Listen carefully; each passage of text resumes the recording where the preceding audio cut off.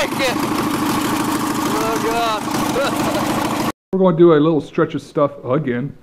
Today I have something known as our race car that we recently got. You can see the body for it hanging on the wall there, and we're going to take a look at the frame and everything else.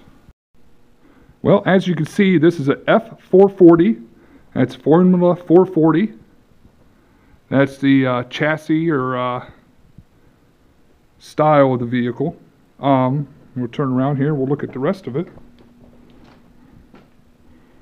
There's the actual frame and chassis. This was originally powered by a Kawasaki 440 snowmobile engine and used a snowmobile style constant velocity torque converter. It's been modified since then. This is probably a late 70s, early 80s car. They've been superseded by the F500s. No, these are no longer qualified for track use. We'll come back here. It no longer has a 440 Kawasaki. It now has a 550 Kawasaki GXP. I believe it's a 1981. It's a 6-speed, 4-cylinder. It's got 6 gears in it. The engine supposedly only has about 8,000 miles on it. The problem is, the guy was tinkering around for autocross use. He put a differential in it for the cornering, and the chain popped off and cracked the case. It's not a bad break. I don't know if we can see it here or not.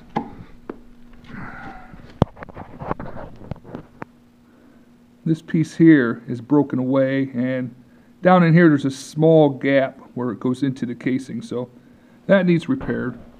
We're going to remove this whole rear axle assembly and put a straight axle back in it.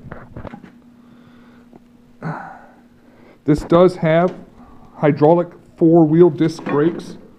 The brake rotor's not on the rear axle right now, but you can see the front brakes there are hooked up. We have 2 master cylinders connected to 2 pedals. We have a gas pedal. Over here we have a clutch that was installed. Obviously it didn't have a clutch before because it was a CVT transmission, but someone built that and put it in. You have a racing harness. I'm going to have to add some padding at some point here. There's the steering wheel. It is wired up to run right now. You got a switch to turn it on and a button to start it. We haven't played around with any. We're going to pull the motor and fix the case first.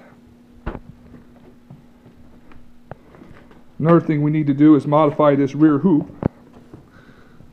This hoop here is about 10 inches too short for adequate rollover protection. So that's going to need to be raised. The steering wheel needs to be moved back up. Someone had lowered it a little bit. Needs to be moved back up for my long-legged butt to fit. You can see where the shifter is at the moment, right there. We're going to move that out of there because we need it for leg room. It does need new tires on it, but what's funny is my lawnmower rims bolt right up to it. So I can have a whole pile of rims and tires that I could just burn the smoke right off of them.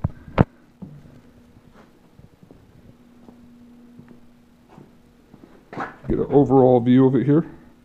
I was told this has a top speed of somewhere around 130 miles per hour. And that it could do the quarter mile in about 11.5 seconds, maybe a little bit quicker. So this is one seriously fast machine. It's very low to the ground. It's very much a purpose-built, full-on race chassis car. I've had my kid try to say it's a go-kart, and it's not quite a go-kart. As you can see, it's considerably larger.